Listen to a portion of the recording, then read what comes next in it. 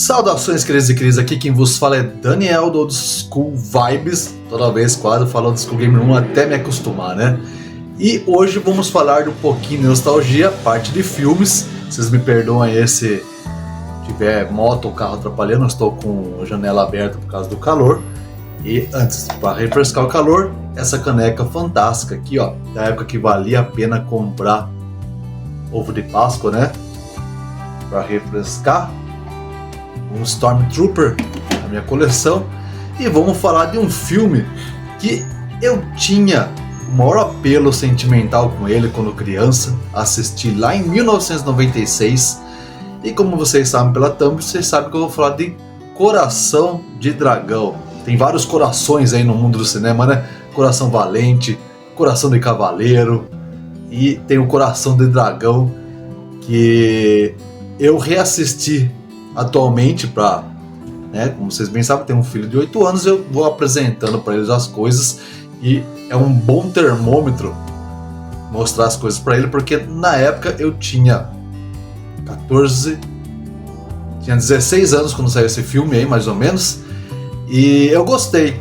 Eu tinha gostado na época, eu sou muito fã do Dennis Quaid, eu acho ele mediano, mas eu gosto dele, eu gosto dos papéis que ele faz.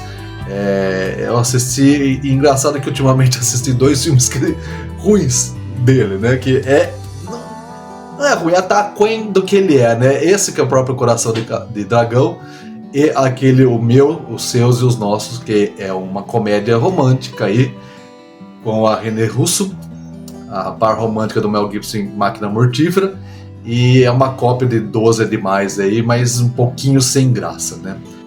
Mas enfim, eu gosto dos papéis dele como Viagem Insólita, muitos outros filmes aí que ele fez, que é um ator que eu acho competente.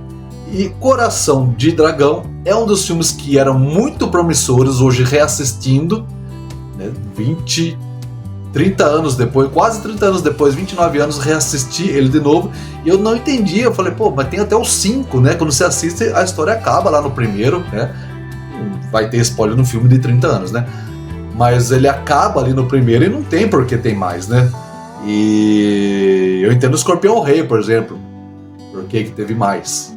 Mas eu entendo também porque o The Rock não fez os outros. Mas o Coração de Dragão, ele acaba ali, ele inclusive durante o filme ele é o último dragão, mas e a gente sabe que isso daí é um caça-níquel, né? Mas ele foi até o 5. Mas nós vamos falar desse primeiro aqui, que era um filme que hoje eu percebo que ele tinha muito potencial. Eu gostava dele da época, principalmente porque eu jogava RPG, mas o pessoal em si não gostava tanto.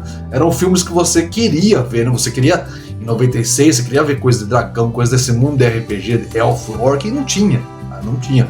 Quando saiu um desse, muita gente não gostou, eu acabei gostando, e hoje eu assisti. Ele é um filme assim que tinha muito potencial, mas faltou verba. Por que eu falo isso? Eu fiquei impressionado com a qualidade do dragão, tá? O dragão, por ser em 96, o começo dele, quando você vê a mão, a primeira aparição dele, ele lembra muito CG de PlayStation 1. Muita apresentaçãozinha com aquela CG meio travando, né? E você fala, puta, PlayStation 1. Eu vou assistir o episódio de PlayStation 1, Xena a Guerreira, que também pareceu os efeitos dela, né? Que era mais ou menos esse padrão da época.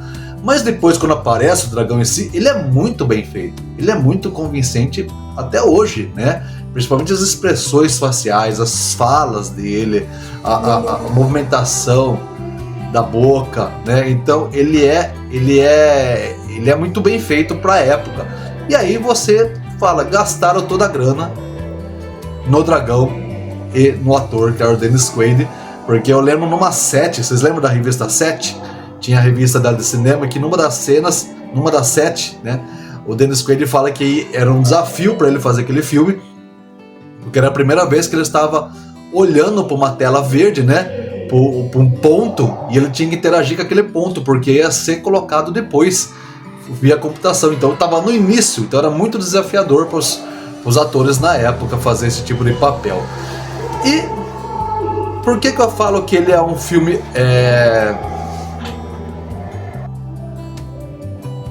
Por que eu falo que ele é um filme que tinha muito potencial? Apesar do fato do Dennis Quaid ser um ator competente aí no filme, você tem muita gente ruim em volta, né? Você tem a própria Ruiva lá, que eu não vou me lembrar o nome, mas ela é a combatente que gostava do Rico em Tropas Estelares. Também nunca fez nada extraordinário, acho que foi os 2 papéis dela máximo aí. O próprio vilão é sonso, né? É um personagem muito fraco, tá? É um personagem que não te convence que ele é mau, ele parece um pastelão, ele parece que a qualquer momento ele vai fazer uma piada, né?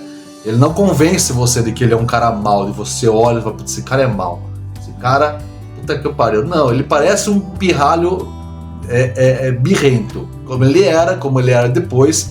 Então eu acho que os incentivos, a história em si é muito bacana. A história do coração do dragão dar um pedaço do coração para salvar o menino que ia ser um cavaleiro do velho código, que é o Dennis Quaid, né, que protegia os cavaleiros do velho código, que aprenderam a ser cavaleiros justos, né? E a própria mãe que adorava os dragões e era protetora do modo de vida dos dragões, e o menino que finge que estava só interessado em lutar a espada. Ele assume o trono depois que o pai dele é morto numa revolta de camponeses, tá? E o dragão sente que o menino já era ruim e dá um pedaço do coração, com a esperança de que o coração melhorasse a índole dele, né? E aí se percebe que aconteceu justamente ao contrário. O menino prevaleceu sobre o coração do dragão, a maldade dele. Então a história é bacana, tá? E aí o Dennis Quaid jura, depois que o menino começa a ficar ruim, o príncipe começa a ficar ruim, e não segue o preceito do cavaleiro e maltrata o próprio povo como se fosse o pai, ele jura caçar esse dragão para vingar o que o dragão fez, porque ele acredita que o dragão corrompeu o coração do menino. E aí ele sai caçando todos os dragões, mostra as cenas dele caçando, até ele encontrar o último dragão, que é justamente esse dragão, e eles fazem uma amizade ali.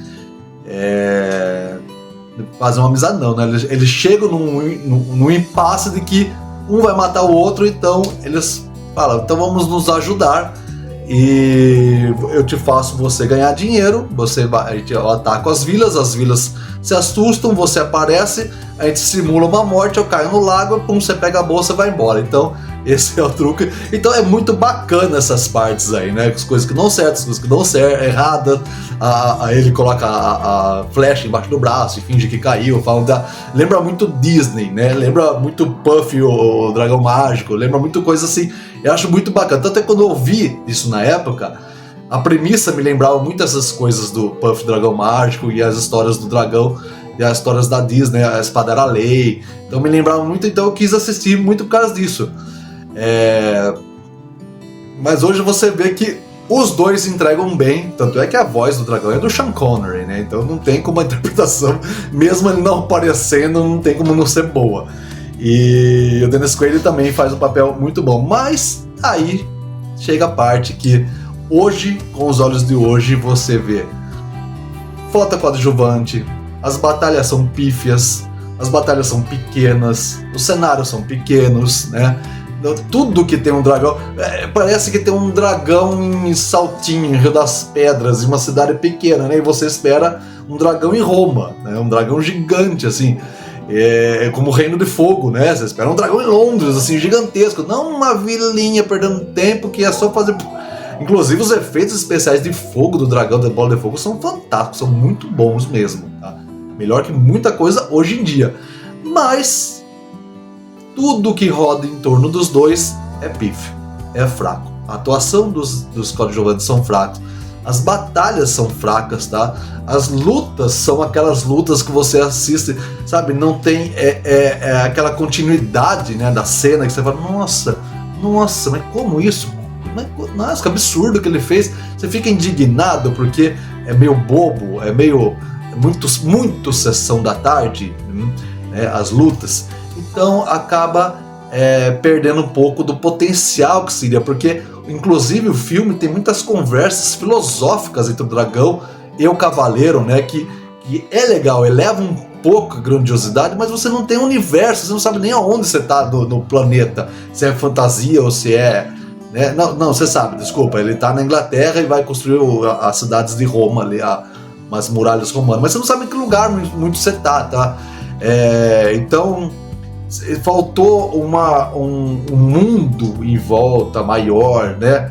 Um contexto maior, cenários maiores, mas eu entendo que acabou o dinheiro, provavelmente. Contratou o Sean Connery, Dennis Quaid e enfiou tudo no dragão, então acabou o dinheiro para contratar coadjuvante.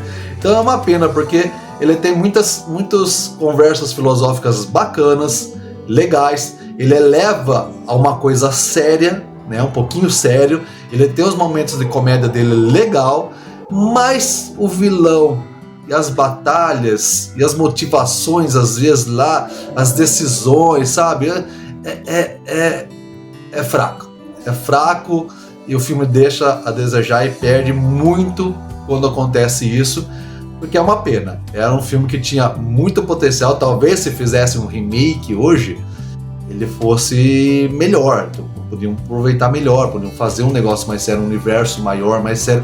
Eu não assisti o 2, o 3, o 4, o 5 para saber se isso ficou maior, mas eu acredito que não. Não sei, deve ter um público muito grande disso daí, como todo filme de dragão o pessoal gosta, né? Mas é um filme assim, assista, pelo que ele foi prometido na época, não espere muito, assista se você não estiver fazendo muita outra coisa. Eu vejo o meu filho, por exemplo, não gostou, ele falou, eu não gostei muito, então ele não gostou, assistiu inteiro. Teve umas cenas legais, não gostou muito. A música, a trilha sonora, que só tem uma, né? Só tem uma trilha sonora, é fantástica, é boa. Então, por causa de todos esses elementos, sabe? As conversas sérias, a trilha sonora fantástica, boa, muito boa a trilha sonora.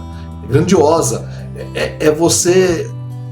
Puta, faltou casar pra ser legal, pra ser mais épico do filme, que não foi uma aventurinha, né? Esperava-se um filme épico e veio uma sessão da tarde, uma aventurinha que você vai assistir, você vai se divertir, você vai achar legal, você vai ver os pontos fracos dele e acabou. E dificilmente você vai querer revisitar, tá? Bom, é um filme de 96, é um filme nostálgico, muita gente aí vai lembrar dele, muita gente pode criticar, reassista para você ver se concorda comigo nesses pontos aí, deixe seus comentários e aí vou deixar mais 2 opções de vídeos aí para vocês verem, para falar de videogame, de nostalgia, de tudo que vive esse mundo nostálgico dos anos 80, 90, 2000, e a gente se vê num próximo filme, não, né? Num próximo vídeo, pode ser de filme, pode ser de videogame, e até o próximo vídeo.